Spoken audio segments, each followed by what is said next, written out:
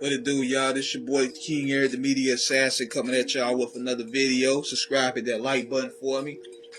So hip hop is still having a real good conversation about who they could match up Jay-Z with in this verses, right? Or possible verses.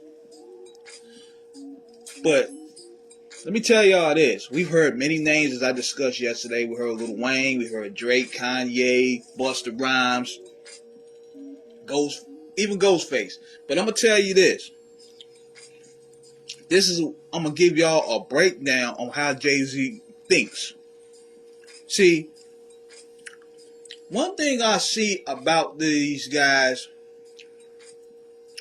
they feel as though they're above competing.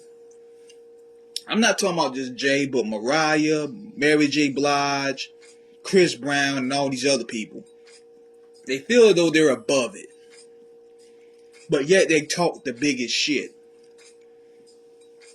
So, a part of it is ego. A part of it has to do with ego. They want to be boastful because that's what sells. That's what draws. Well, you gotta look at it like this.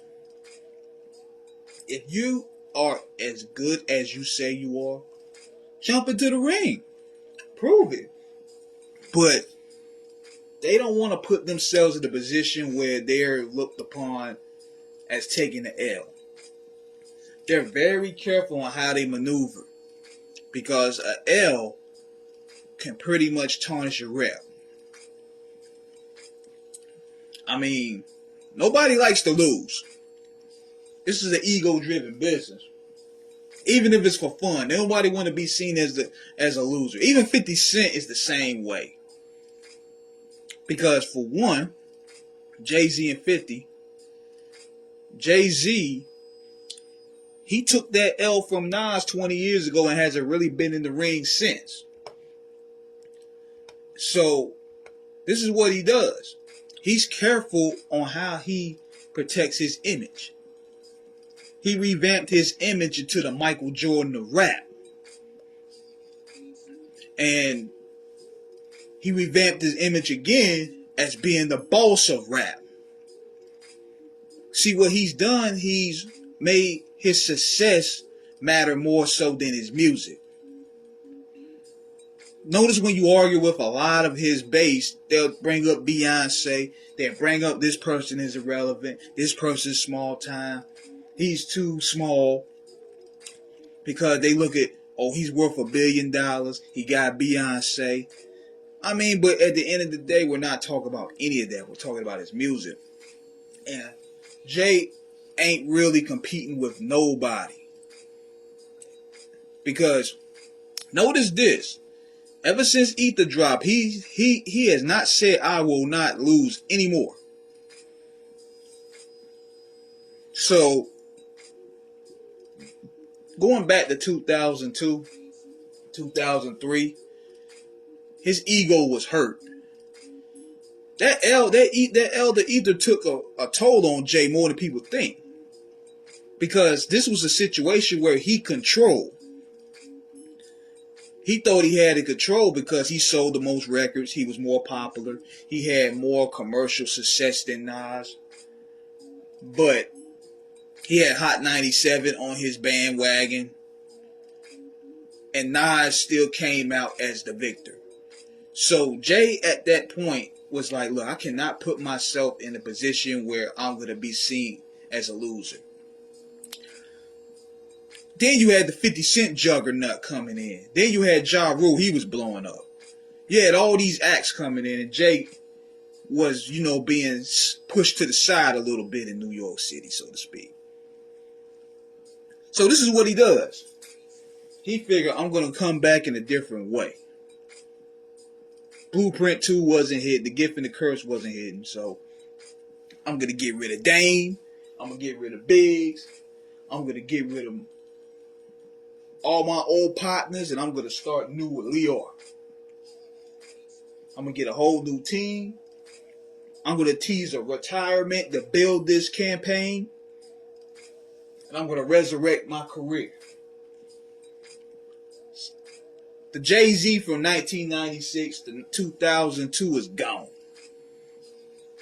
the Boss Hove era from 2003, when he is where now you see him making more lucrative business moves, boss moves, running Def Jam, being part of the Brooklyn Nets, running his own streaming site, Rock Nation Sporting Agency.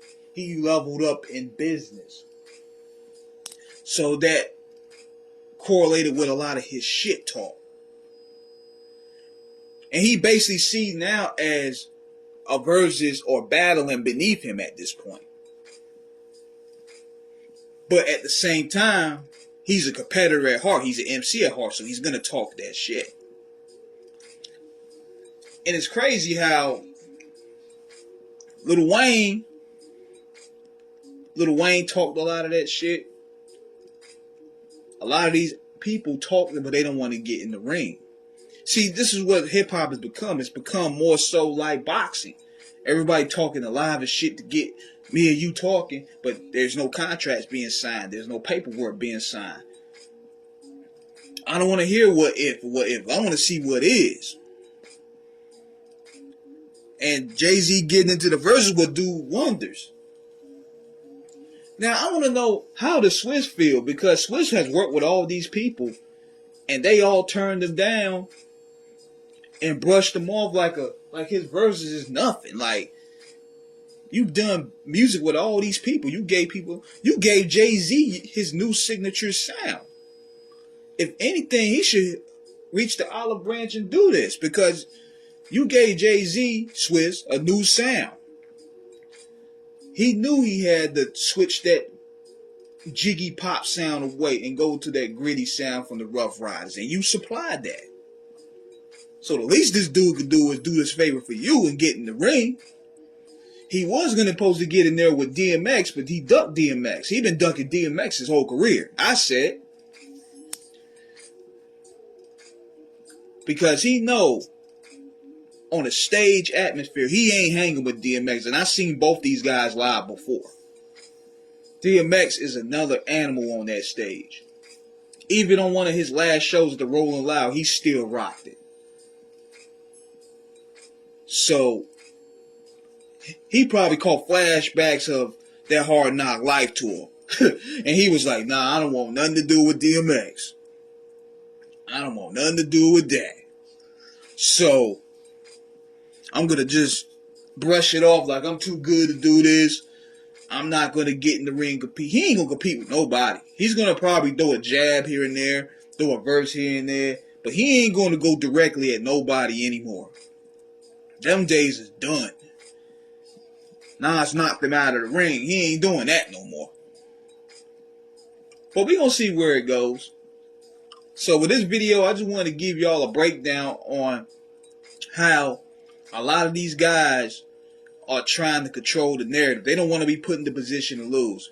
If he wins, he don't gain nothing. But if he loses a lot. And that ego is too big for him. So we're going to see where it goes. It's an interesting discussion. So let me know what you guys think in the comments. Subscribe, hit the like button. Peace.